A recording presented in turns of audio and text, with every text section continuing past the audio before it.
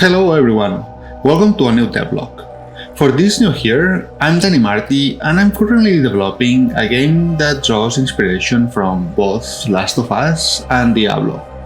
It's a single-player, story-driven adventure where you play as Lou, a unique kid born different and raised in the depths of the forest. When his grandmother's life is in danger, he's compelled to leave his home behind, venturing into a new world. In this episode, I will introduce the new player character and the improved AI for the basic enemy, the Fallen. Here you can see the final model in Unreal Engine. As I mentioned in my last devlog, I use a new workflow to create my characters. In this workflow, I use Character Creator, iClone, and of course Blender. And there are several reasons behind using these softwares. The first reason is the base mesh of the character. So here, if we go to Blender, I can show you, we can isolate the model, and not only the base mesh has fewer polygons, but the topology is very good as well for animation. So as you can see here, we are at around 14,000 faces. If we go and check a metahuman that has a similar quality, the metahuman has around 34,000 faces. So it's a 20,000 faces difference. Obviously, metahumans have a lot of LEODs, but I think for a game that doesn't have really high quality cinematics, we don't need this amount of polygons, and especially if you are going to be using a lot of enemies or NPCs, we don't really need that amount of polygons. But again, if you want to use metahumans, you can always use a different LOD. The second thing that I like very much from Character Creator and iClone, it's the high quality of the materials and the textures. So the skin, the hair looks very good. It's like a metahuman in terms of quality. But besides that, Real Illusion, the company that created these softwares, created as well some bridges to make the workflow between Unreal, Blender, and Character Creator and iClone very easy. So we can go back and forth very easily in all of those softwares. So making changes is much easier and quicker. The last reason, but not the least, and probably the main reason why I switch workflows, is because on iClone it's very easy to add facial expressions. And this is something that it's very important for my game because it's gonna be a story-driven game, and I want my characters to be able to show their emotions and feelings. So here you can see I added some keyframes that I'm gonna be using in Unreal, but I could go here if I select the model, and then we have under face key and expressions, we have a big library of expressions, and you can see here for happy, sad, different emotions. And this is very useful for somebody like me that it's a solo developer and I don't have experience like animating, and especially facial expressions, I think it's something very hard. The other thing that is very interesting is iClone provides a tool for lip sync. So the lips are totally synchronized with your dialogues, and that comes by default with the tool, and it's very easy to set up. Another thing I want to mention regarding the facial expressions is I'm using facial expressions in my game, not only in dialogues, but during gameplay. For example, when we attack or we get hurt or in other interactions, so the character feels more alive. One of the things that I like a lot from iClone, as you can see here, when we have some very extreme facial expressions, it's the wrinkle maps. As you can see here in the skin, there are a lot of wrinkles when we have these expressions, and that makes the character so much expressive and alive. And these wrinkle maps can be used in Unreal Engine. So here you can see the character being animated in Unreal Engine, and then I created like these like basic facial expressions that are playing by default when he's on idle. So he's blinking a little bit, slightly smiling, and I think that makes the character so much alive. He looks a little bit sleepy though.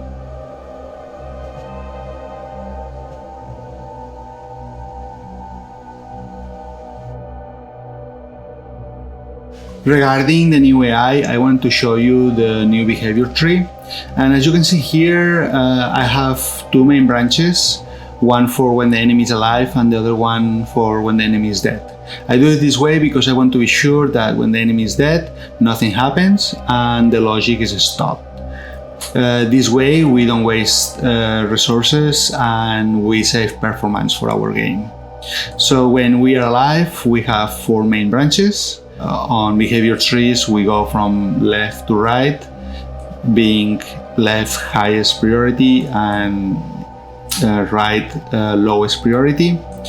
There is the roaming branch, and here the only thing that happens it's using the environment query system. We get a random point in the nav mesh and we send the enemy there, and that keeps happening until some other branches get activated. So the next branch is investigating, and this branch gets triggered by two reasons. The first one, if the enemy hears us, and the second, if the enemy discovers another enemy dead. Then we have target, and that happens when the enemy sees us, and if he sees us then has a target, and if and then I check if the enemy is in the radius to attack us.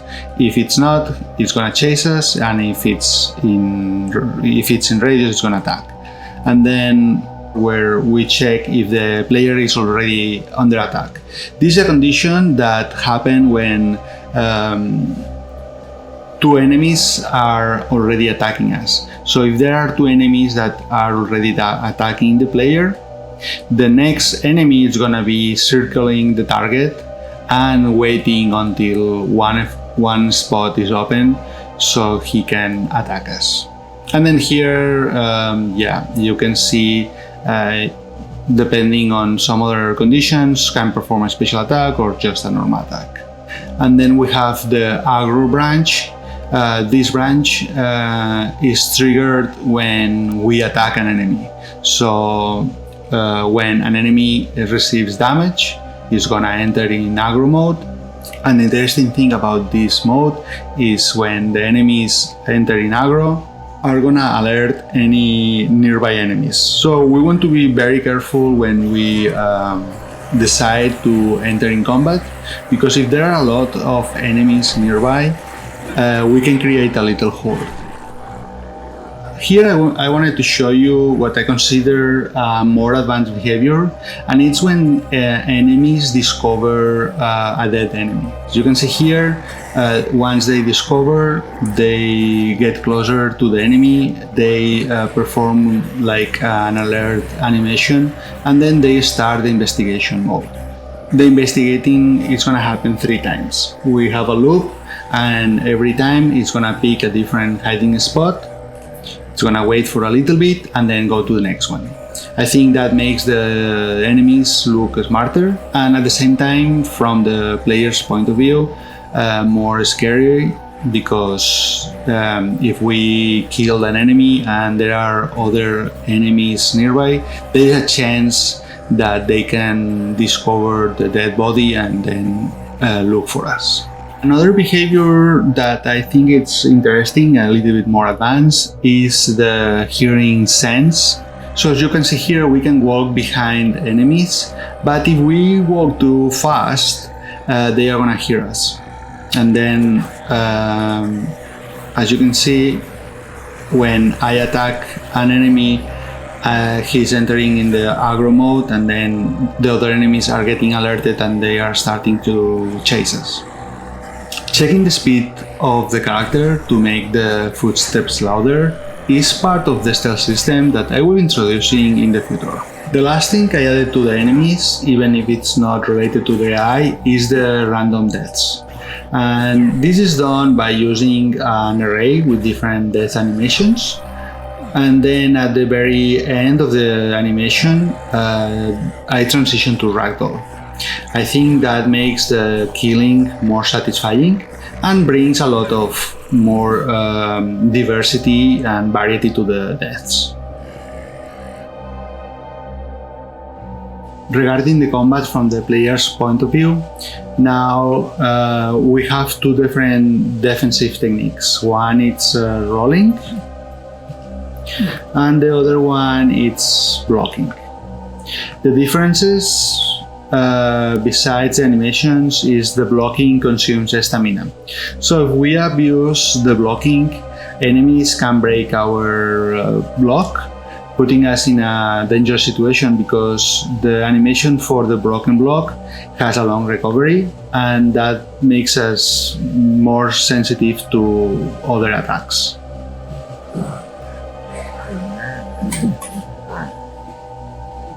So the last thing I wanted to talk today is critical hit.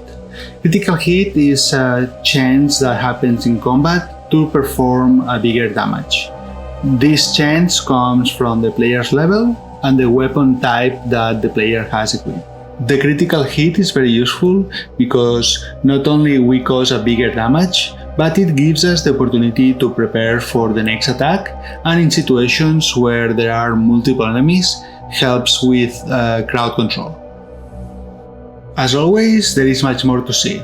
Feel free to subscribe if you are interested in this content and want to learn more about my game. You can leave your questions or suggestions in the comments below. Have a fantastic week. Bye bye.